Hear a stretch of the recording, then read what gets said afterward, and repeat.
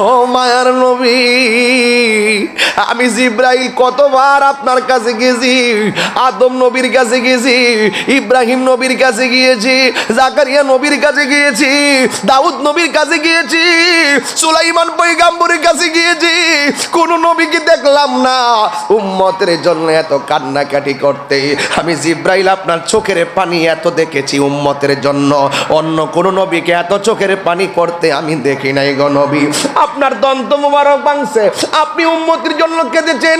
আরে ভাই, আমি যখন আমার আম্মার লইয়া তায়েফে গেলাম, তায়েফে মক্কা থেকে অনেক দূরে, তায়েফে যাওয়ার পর আমি একটা পাহাড়ের কাছে গেলাম, ওই পাহাড়ের নিচে একটা পাথর আছে, ওই পাথরের মধ্যে আমার নবী হেলান দিয়া বসছেন, হেলান দিয়া নবীরে ওই তায়েফের যুবকরা, তাগড়া তাগড়া যুবকরা যে পাথর মারছে, নবী রক্ত মোবারক লইয়া জীর্ণ শীর্ণ হইয়া পাথরের মধ্যে হেলান দিয়া নবী বসেছেন। এই পাথরটা আমি নিজের চোখে আমাকে এবং আমি আমার আম্মাকে নিয়ে নিজে দেখে এসেছি। আল্লাহর কসম করে বলি, ওই পাথরের ভিতরে আমার নবী রক্ত মাখা শরীর নিয়ে যে বসছেন, ওই শরীর মোবারক থেকে যে রক্ত মোবারক বের হইছে, এখনো যাইয়া দেখি ওই পাথরের মাঝে আমার নবী রক্ত মোবারক লেগে আছে। মানুষগুলা ভিডিও করতেছে, বিশেষ করে পাকিস্তানের খুব আশিক রাসূল, এদেরকে জিজ্ঞাসা করলাম পাথরে কি? কয় নবীজি তায়েফের জমিনে পাথরের আঘাত খেয়ে এখানে বসছিলেন, আর এই পাথরে নবীর রক্ত মুবারক লেগে আছে। তখন আমি পাথরটা দেখতেছি, দেখার পরে আমার মন ভরে না। সৌদি আরবের মানুষ শিরিক বলবে না বেদাত বলবে আমি জানি না, আমি তখন সবাই ভিডিও করতেছে, আমি আর ভিডিও করি না, আমি সোজা ওই পাথরের মধ্যে যাইয়া চুমা দিয়া আমার জিব্বা দিয়া লেহন দেওয়া শুরু করলাম। চিৎকার মেরে কি ইয়া রাসূলুল্লাহ বলা যাবে না? এ বুড়ি, আমার নবীর এমন ভাবে কত আঘাত করেছে। জিব্রাইল আলাইহিস সালাম কই নবী গো, আপনাকে এমন মার মেরেছে, কিন্তু আপনি উম্মতের জন্য এত চোখের পানি ফেলেছেন, পৃথিবীর কোনো নবীকে এত চোখের পানি মোবারক ঝরতে দেখি নাই।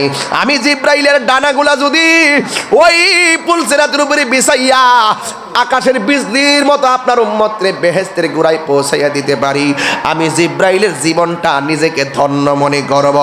আল্লাহর হাবিবকে নেওয়ার জন্য ওই মুহূর্তে একটা রফরফ এসেছে, রফরফের মধ্যে আল্লাহর হাবিব উঠেছেন।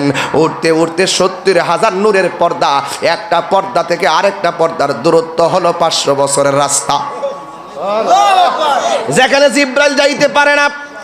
নূরের নবী নূর নবীকে নূরের জগতে পাড়ি দেওয়াচ্ছেন। একটা পর্দা থেকে আরেকটা পর্দার দূরত্ব হলো ৫০০ বছরের রাস্তা।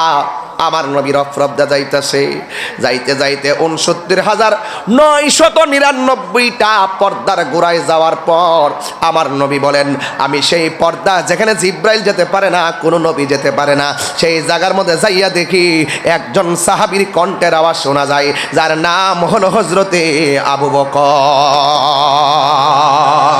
চিৎকার মেরে কোন আল্লাহু আকবার।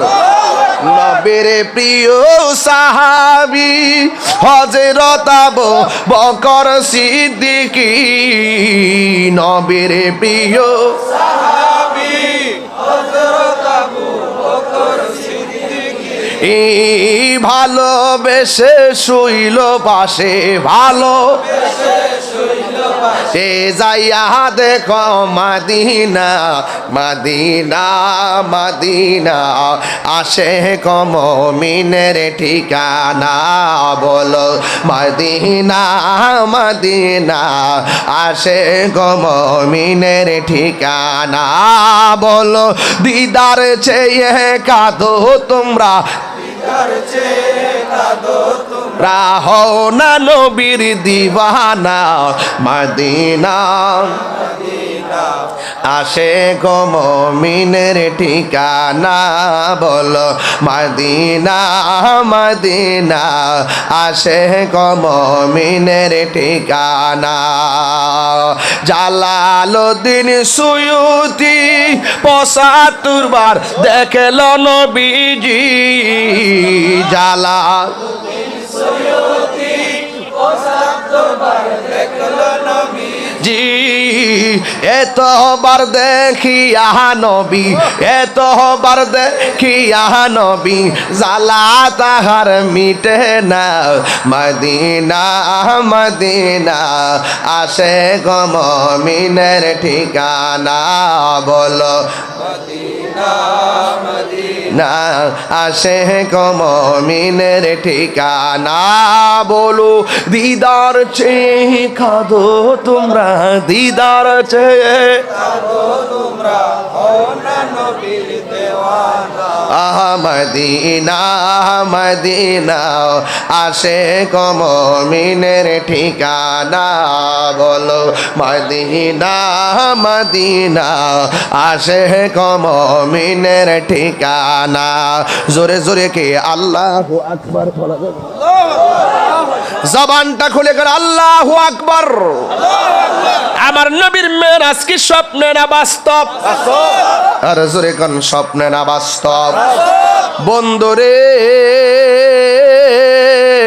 ও শ্রীমঙ্গলের বাবা, নবী মেরাজে গেলেন, রফরফ দিয়া 70,000 নূরের পর্দা, 69,999টা পর্দা অতিক্রম করার পর আল্লাহর হাবিব বলে, আমি আবু বকরের কণ্ঠ পেয়েছি।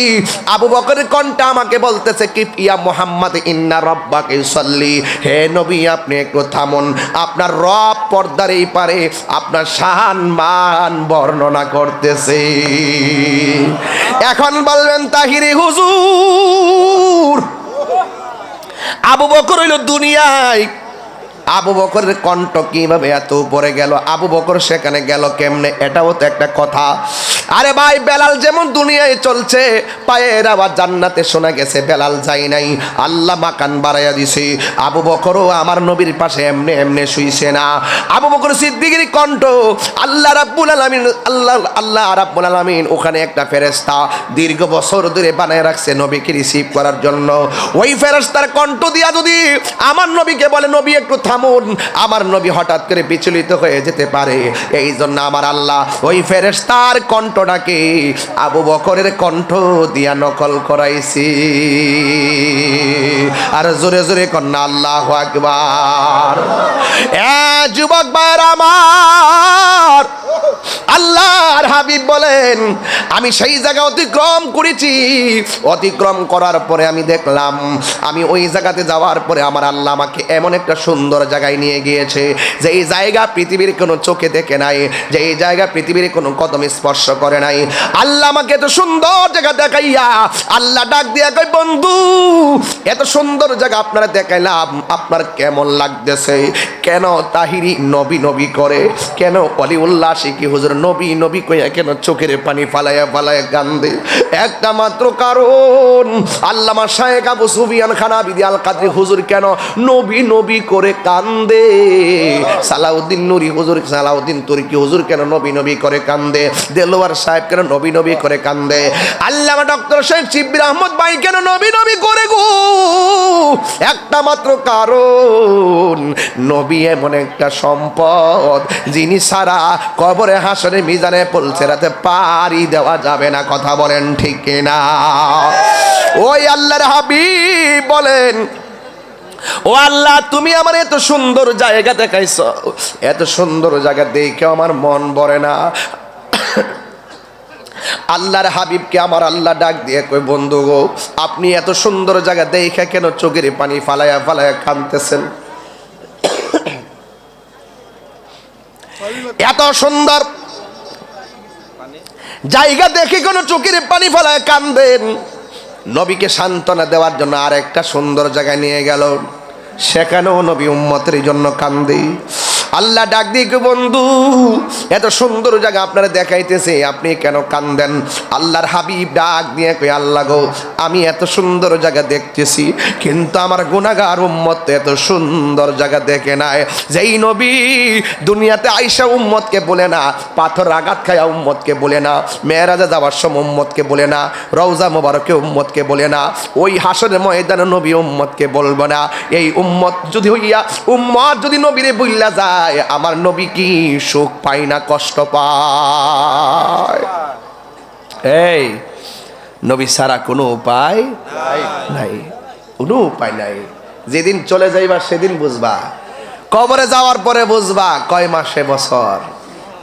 এমন পিঠা কবরে হারিয়ে যাব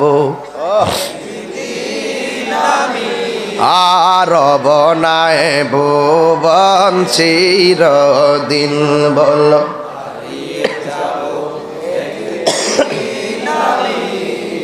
রবনায় ভুবন চিরদিন।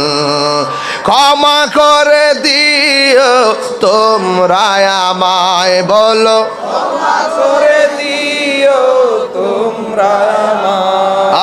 ভুল করে তাকি যদি কোনো দিন হারিয়ে যাব একদিন আমি রবনায় ভুবন চিরদিন।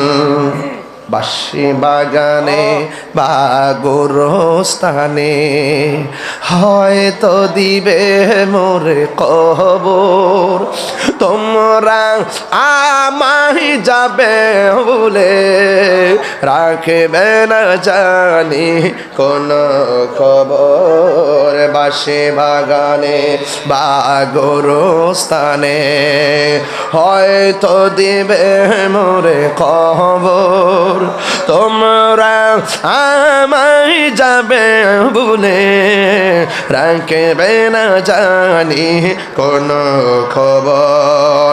পড়বে কি মনে আমার কথা, ফেলবে কি অস্ত্র কোনো দিন হারিয়ে যাব আর বনায় ভুবন চিরদিন। বল হারিয়ে যাব একদিন আমি আর বনায় ভুবন চিরদিন। মারহাবা কন।